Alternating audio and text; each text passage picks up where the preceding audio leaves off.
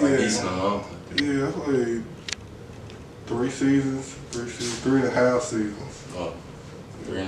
Yeah, played 2 full seasons, and then I came and played like a half of a season. Was it, you won a championship one of them years, though, didn't you? Yeah. What team was that for? Dakota Wizards, Bismarck, North Dakota. Yeah. How was that like? It was interesting. It was different. That wasn't the G League back then, was it? Or was it? No, it was under the NBA. It was just the NBA developmental league. Okay. Yeah, so then they just turned it into the Gatorade League.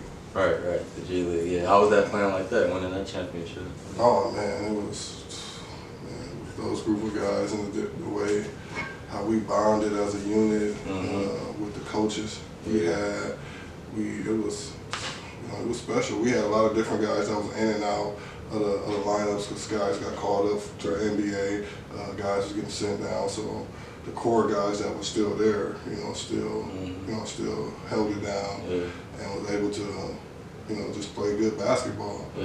So we had a pretty good season. You played, who would you say was the toughest competition you played down there in the D League down there?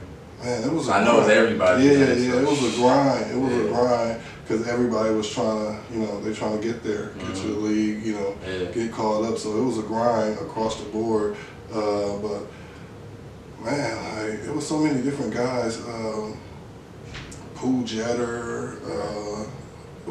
I can't even think of all the guys. Yeah, it was good competition though. I was able to be an all-star and one of the first ever D-League All-Star that they had. When the All-Star game was in Vegas. It was right before the NBA All-Star game. So G League, it's a lot of exposure, because everybody's trying to make it up, and everybody get the opportunity as far as players, trainers, coaches, referees, everybody. So all around. Do you feel like you made the most of it when you was there, out of it? Oh yeah, most definitely. Just developing those relationships and bonds with certain teammates and people that's upper management, because they trying to get to the league too, GMs, owners, stuff like that. So just developing those relationships and bonds with those people. So was that before you went overseas? As soon as I got out of college in 2005, after my senior year, I went overseas. I went to the Philippines. Yeah, I know you was over there. Yeah, that was the first job I took in the Philippines, and that was something different because I had never been out of the country before. So it was like, something different. So I went over there, and it was like 6'6" and under league for like the Americans that can participate over there. So it was only one American per team. Yeah, I get it. Yeah, so we was so I went over there. Yeah, so I went over there. It was real different. Like I said, they treated me like a king. It was pretty much like everywhere I went, it was, had the red carpet out. The games used to be jam-packed, sold out. Really good. It was pretty good competition all around. Even the other Americans that they had there, they had a real good basketball atmosphere and fame and stuff over there. Right. So what would you say was the biggest difference from your first year, leaving DePaul and then going straight there? What was the biggest adjustment, would you say? Was it basketball or was it just the living wise? Just the living wise, mostly, because you on your own, you ain't, you're making your own money now, and you ain't dependent on school stuff and stuff like that. You ain't got to go to class and stuff like that. So that was the only major adjustment, basketball wise. I was able to, just play my game and just be me. So that part, came natural. Yeah. I know we started kind of backwards, but what did you touch? What country did you touch after that? So after you left? After I left the Philippines, I was only there for about 6 months. I was there for 6 months. Went to the playoffs, and then they released me and brought another guy in at that time. And so as soon as I left there, I ended up going straight from there to the D League. I ended up going to Tulsa, Oklahoma. So I got there at the back end of the season of the D League, and so I played the rest of the season out there. Played pretty decent, It was my first time in that league, so played, like I said, played decent. Yeah. Got the feel of it was a different type of game. Yeah, for playing overseas and then playing, you know, the American NBA style rules. So had to make an adjustment as far as that way. But other than that, then you know that was pretty much that first year. Yeah. Yeah. So you spent 3 years there and won a championship there. Then after that, did you go back overseas after that? Or was it anything? Was it anything after that?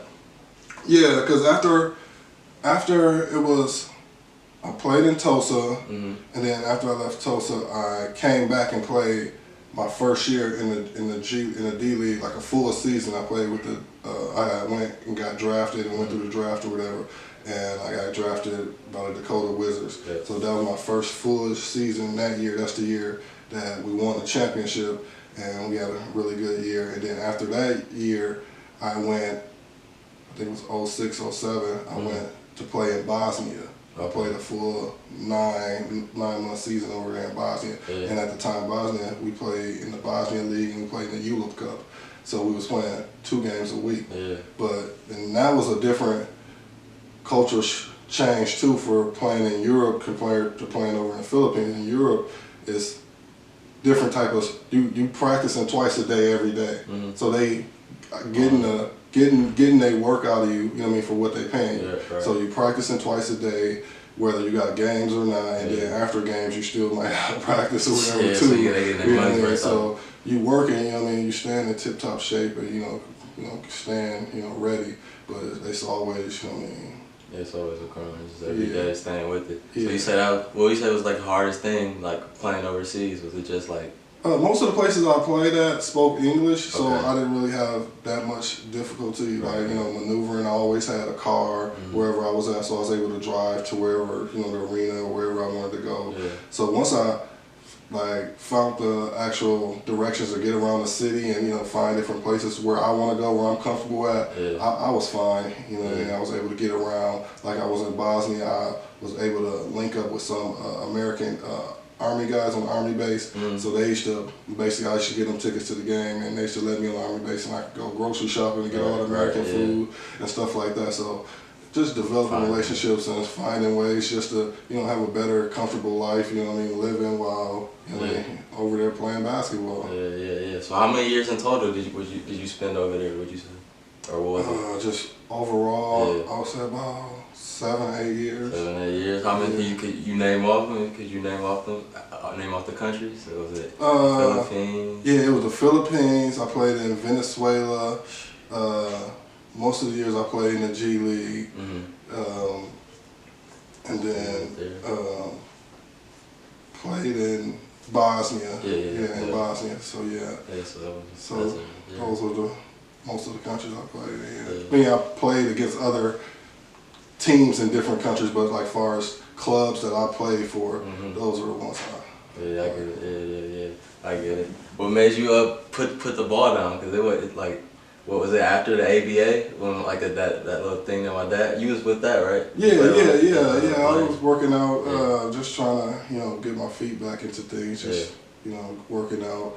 I just kind of settled down because I got a family, I got kids. So I was constantly gone throughout the year, and so I wanted to, really just watch them grow and spend time with them. So that's why, when I came back, I was like, okay, since I'm done hooping and playing, I want to give back and start trying to coach and give, some knowledge to some of the up-and-coming young guys that was playing at the time, and just give that knowledge and give that love back. And so you didn't start off right away then at Madison? That wasn't your first job, and did you start doing stuff before that? Yeah, because as soon as I came back from playing in 2011, 2012, I played in one of these I played in a charity game or something at Vincent, and then Coach Hines had just got the job at Vincent that year for the boys, and then and I went and rapped to him, like, Coach Hines, like, man, you got your staff or whatever? I'm like, I'm trying to just get on whatever I can do, help out, and we just give some information, knowledge to the kids or whatever. He was like, yeah, I'll find a spot for you or whatever. So he put me on the staff. That's the year we had Deontay Burton. That was his senior year. We had I remember. That's how I remember we played. You had a solid team, Big Ron. So that was. So that was his That was my first year coaching as an assistant. So yeah, we was loaded too as a coaching staff. We had, pretty much all of us end up getting head coaching jobs down the road under Coach Hines' umbrella. So it all worked out good. What did you say? Did you learn anything from that, or was it like, cause you played at like a lot of high levels? Was it like was it easy transition, like the coaching and all that? Yeah, it was a pretty solid transition. Just basically managing time and managing, structure of the practices and breaking things down and developing relationships with your players and just all those detailed things that I had to learn and pick up from Coach Hines and all the other coaches that was on the staff. Was that easy for you? Cause like playing at like a high level, was it easy for you like to adapt it? Cause like they can't maybe like do it, or like they ain't going as hard as like you would like. Like what was your way to go about it? Like I don't know how to explain. So like for me, like when I be coaching, I be like, yeah, I'm trying to I want to see them go after do everything naturally that I do, but like I learn like different approaches. So I gotta talk to this dude like this, or explain it, or build that relationship, so then they'll get it or demonstrate it, or just go about it different ways. And I do a lot of demonstrations in my practices, breaking things down and showing guys that position and where they're supposed to be, and how breaking it down for them so they are able to do it in a comfortable way under their tool. So just trying to just be a teacher and just making sure that I break it down as much as possible. Yeah, I get that. Yeah, so you took the head job at Madison, right? At Madison High School. After going through 6 or 7 interviews, it was tough, because I was on the verge of just saying I'm good with it, because like I said, after I got done coaching at Vincent under Coach Hines, and Coach Hines stepped down, and I applied for the Vincent job and I didn't get it, and I applied for a couple other jobs that was available at the time, and I'm like, man, maybe it's just me, or I'm like, really? So I kind of was in my body then, so Madison was kind of like the last interview, and it kind of worked out, Mr. O at the time was the principal, and then Mr. Fuller was the AD, and they, trusted in me, and was gave me the keys to the program, and so I went from there. Yeah, and that's when I started paying attention. I had you was building something there, you spent a total of 3 years there? 4 years. 4 years? Yeah, and it was pretty good though, from what would you say it was pretty good? Yeah, I think, when I first got there, I was pretty much, the program was just downhill. And so I was just trying to bring in a culture of toughness and just competing and just, teaching the fundamentals. Because a lot of those kids, they didn't know any fundamentals or any basics of the game. So that's what I was basically trying to teach. And at the time, I wasn't in the building either. I was teaching at one of the elementary schools. So it was kind of hard to really, I know what you mean. Get in contact with those kids like that, other than just coming to the gym after school. So the first year was real rough. We only won 1 game, and then I got a couple guys that transferred in. I had got Kyron Gaines. He came in at the end of his sophomore year, and then we had we're not even recruiting. We got Brandon Leach as a freshman, and so that next year we went from 1-19 and went to 15 and 10 or something like that, and then went to the regional finals or something like that. It was it was a big turnaround. And then that next year, Kyra's senior year, we ended up finishing second or third in the city conference, and went to the regional finals and lost to Nicolay. And that's the year Nicolay won the state championship, and we lost them by 12 at Nicolay. So that was, played them pretty tough. Played them pretty tough with what we had. They got a future pro right there almost pretty much. So that's pretty solid then. So that's pretty good then. What do you think was one of the keys in building that basketball program over there at Madison? I'm just curious, you said fundamentals and all that, how'd you build it up so fast like that, other than recruiting? How'd you? Yeah, because basically I had to really to be honest with you, Madison High School is Madison High School. So a lot of those kids, they wasn't going to Madison High School just because of Madison High School. So a lot of the guys that came there, I had developed relations with their parents, with them as individuals, and family members, etc. So to get them to believe in me and my philosophy of how I can get them to the next level off of the things that I have done in my past. So just getting them to trust me and believe in me as a coach and as a person, and just being honest with these people. Right. And they found, you know, that's what really how I got a lot of the kids to really go to Madison. And then once they got in there and we got in the actual classroom and got actual in the gym, they kind of started picking it up and realizing it and buying into what me and my coaching staff was trying to do. Yeah. Shout out. Yeah, that's respect on that one. That's good on that. Any other future coaching plans? I know we kind of talked about it before, but I don't know if you're going to say it or anything. Not at the moment. I don't have any future coaching plans. I'm just, you know, laying back, especially with this COVID stuff. Right, so it ain't even no basketball going on for Milwaukee. Yeah, so just enjoying this time, spending with my family, and just, you know, hanging back. Yeah, I understand that. Watching this college stuff that's just coming out now. So yeah, that's what's good. Yeah, same here pretty much. It's the first time I think I've never in life ever been hard for me to get a gym. Like I just can't get a gym at all. I can't even go hoop or nothing. So yeah, that's pretty tough. But going back even to high school, you won how many state? I know you won one for sure. I won one state championship. With Tatum. Yeah, with Tatum, Greer, Brown. Because my first year in high school, I played JV. Our varsity team was loaded. Our JV team was loaded. Actually, we didn't lose a game that year. Okay. Our JV team, we could have beat a lot of varsity team. Yeah, we could have been the varsity B team. So our varsity won the state championship. My sophomore year, I was moved up on varsity, but was limited minutes because we still was loaded. Who was up playing above you? We had James Wright, we had Terry Sanders, we had Marshall Williams, we had, you know. So you think that got you better than going against them? Every day it was a battle. It was a battle, you know, on the court, off the court, in the school. It was a battle all around. You know what I mean? And it was all love, you know, and we pushed each other to the limit and made sure that, you know, we looked out for each other at the end too. So back to what I was saying, my sophomore year, we ended up losing. That was James Marshall. Senior year, we lost to Racine Case in the semifinals. Didn't play much, but we had pretty much a lot of guys. All those seniors were gone, but everybody kind of underestimated us because we didn't really. A lot of those guys, we didn't play much. Right. Like myself, George. George was the only person that played. He was because he was started on that team. So, but like myself, Ricky Davis, DeIvory Allen, Montreal, McKay, Drew Skeeter, guys that nobody really even thought of. So we had Carl Landry, Boo Wade, Greg Brown, so Deontay Tatum, Gabe Green. I had a lot. There's a lot of So we all was coming back, you know, as juniors because we were sophomores at the time. So we was juniors.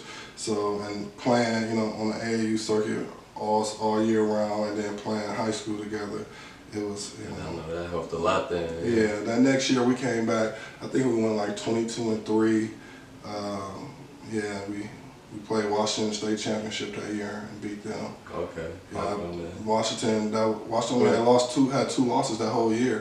And they lost to us. We played them, ended up playing them 3 times that year. We played them in the preseason tournament at Washington, lost to them.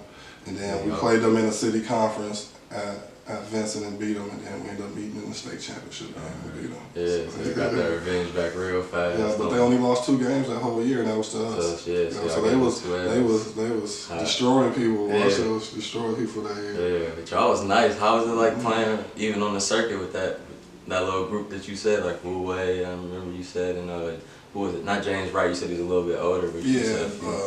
It's like on the circuit, it was always like I played with DTA with Marty and them, and Greg and Tatum. They played with Playground, so you know we all used to play against each other all the time throughout the summer. But you know, but they played on the Nike circuit and I played on the Adidas circuit. But a lot of those guys played on the same team too, so we was always running into each other and in tournaments and playing and staying on top of each other. You know, as far as that. Yeah. How was it like winning the state championship? Cause like, how was that? How was that feeling like? It was something. Laid back and it was exciting. It was exciting because it was because that team that we had, nobody expected us to win the state championship. Right. All the years like before then, that even the year before when we lost, we was expected to win 4 in a row, but we lost that year. And so nobody expected for this team to bounce back and make it to the state championship so quick. So, and we came back that next year and won it without all those seniors that was there, you know, all those years. So, so it was like a lift off our shoulder. Like, and one thing I can say, we played a different style of Vincent basketball compared to the other teams. Like our team, we wasn't that slow it up, holding the ball. We was really getting after it, you know. Like Diener was letting Tatum and Greg, you know, slash and get to the basket and play their game and, you know, attack the rim. So and George was able to really facilitate and pass the ball and get it to guys. Yeah. That's definitely what's up. Yeah, that's definitely like, but you know, Diener for the little stalling and thing, he's letting y'all go and stuff like that. But that's what's up. And you play with some good players, Vincent. Do you feel, how does that feeling of pride, like being a part of that? Oh, absolutely, because it's like a brotherhood. Like right to this day, I can go and call Boo and kick it with him. I can call GB and we can wrap it up. I call G Brown, George. I can go and holler at him. I mean, we all still, you know what I mean, bonded boys and kicking it. Rick, you know what I mean, everybody. You know, so we got that love, you know what I mean? It's always gonna be that love and that bond together. Yeah, that's what's up. That's what's up. Back in those days, who was your toughest competition in the city? You would say, like when you come like just hooping in the city, maybe Warning or whatever. Like you be like, oh yeah, I gotta show your stuff. Show man, your shit. It used to be. We had a lot of It used to be a lot of battles.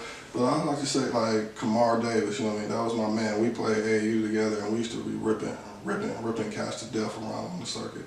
And me and him used to have battles. I mean, we used to go at it all the time. You know what I mean? Like I said, Washington, he was the only outside presence for Washington, so he used to really hold it down. So yeah, playing against him all the time was definitely a good run and good in the city. Who helped kind of like develop your game the way it was? Because to me, watching you, like, I watched you from a little bit, so I saw you a little off the gym and stuff. Like, who helped like develop, like, I don't know, you always was under control. You had the mid range, like you always was like where'd that come from? Like where that style come from? Like, man, just I don't know, man. Like I said, I grew up on 9th and Atkinson, right across the street from Atkinson Park. So like it should just be times where I should just go out there and just put the work in on my own, just getting shots up, you know what I mean, just working on things, just trying things and, you know, getting to games and, you know, try to execute and stuff like that. So going to Green Bay Avenue Park, you know, so just constantly at the time, you know, I mean, always outside at the playgrounds, getting up shots, just watching the older guys, Tree, Pokey, you know, all those guys, just looking up to those guys. I was like my big brothers, so always watching them play and just, you know, being a sponge at an early age, you know, just watching basketball. Yeah, I understand it. Yeah, it was like the same what I was doing with y'all, just watching y'all, so I understand that for real. Started like really knowing you was cold. When you knew you was cold, when you would say? I have to say probably, man, like really like my junior year of high school, going into my like senior year, because I just got off the circuit. I was at ABCD camp. I was, you know, out in Vegas. I was all over the place playing against the top players in the country. You know, so we was on this circuit real heavy. So I was, you know, just dominating the circuit. You know, playing against everybody. You name it, any teams. You know, all these big names. And so that really, you know, just really put me in that mindset where, like, you know, my confidence was really high. Where I was like, okay, I can really do this for real. You know, I can really take this to another level. I just really got to just focus on my, you know, academics, focus on, you know, everything that I have to do to, you know, to be successful. You know what I mean? Because I was actually, you know, I was out there, you know, doing it. You know, we was out there balling. You know, we had really good squad. Marty put together a squad. It was Trail. We had Devin. We had Kamar. We had Brian, Scoop. You know, we had Cecil. You know, we had a loaded team. You know, so we was out there, you know. Loaded the right word. Yeah. So we was out there balling. So, and we was competing. So, and all these college coaches was actually seeing us. So, you know, that was the exposure. So around that sophomore, junior year, you know, getting all that exposure and noticing that a lot of these college coaches were interested, in, you know. Yeah.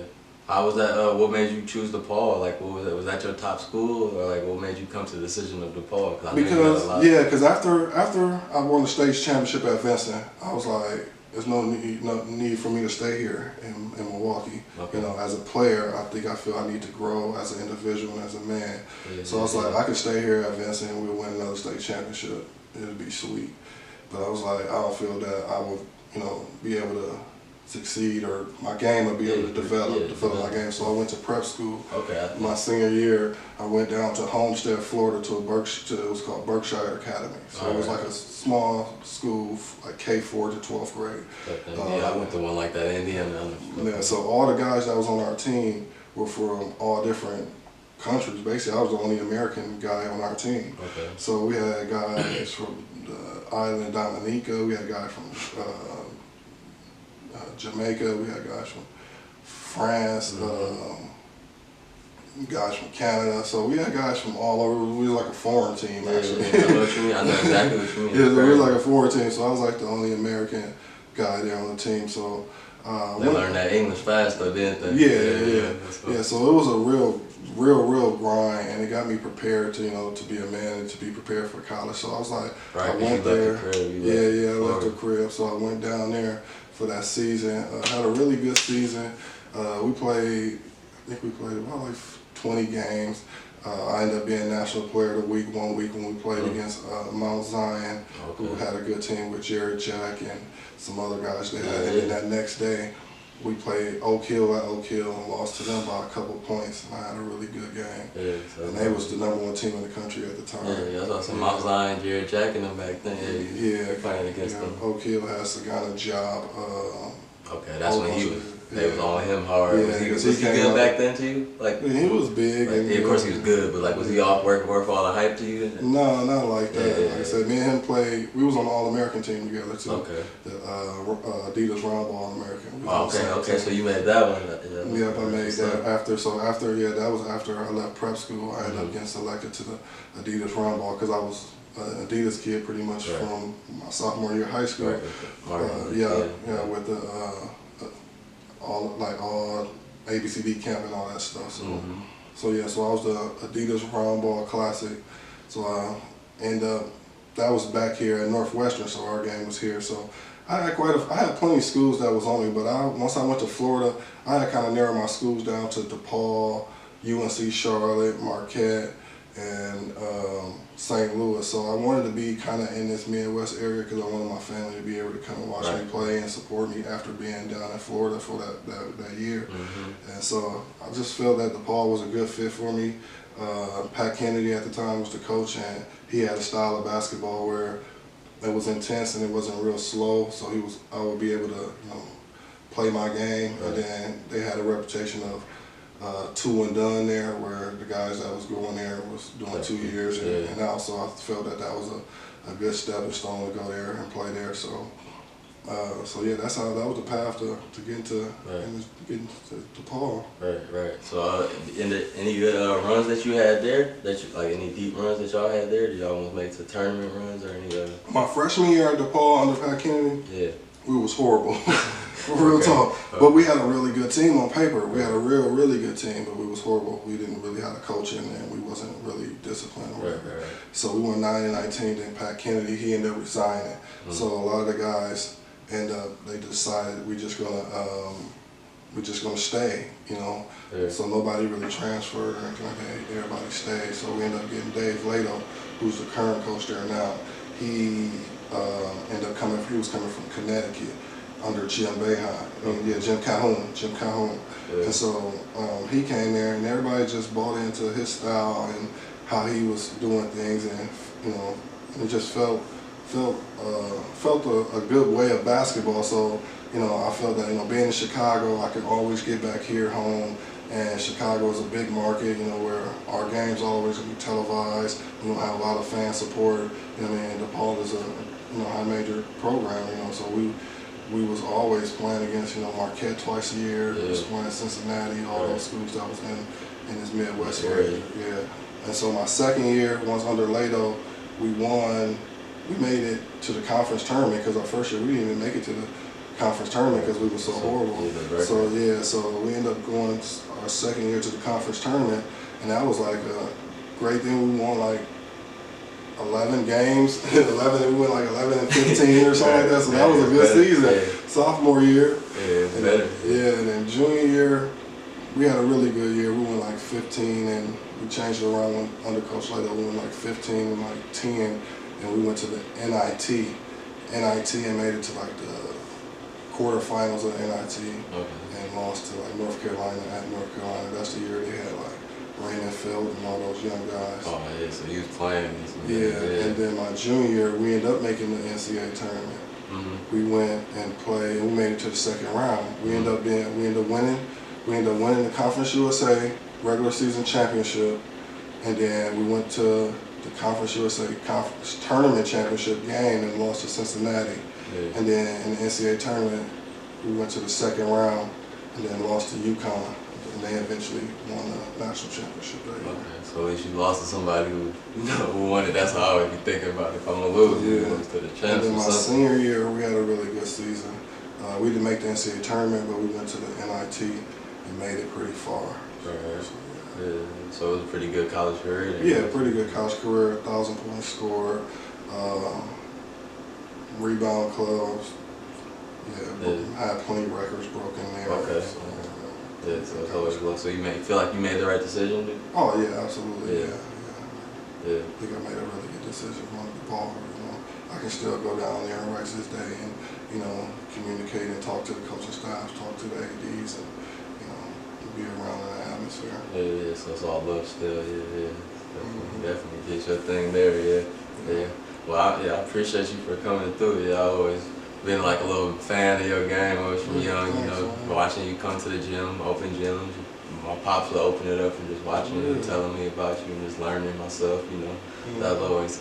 It was fun playing to get to play with you when I was older. That was fun. That was fun as hell. But then, all that with the blades, practices, being that close, watching you play, even picking up small stuff that you not even know, just how you carry yourself and how you hoop like that. So, appreciate you for coming through.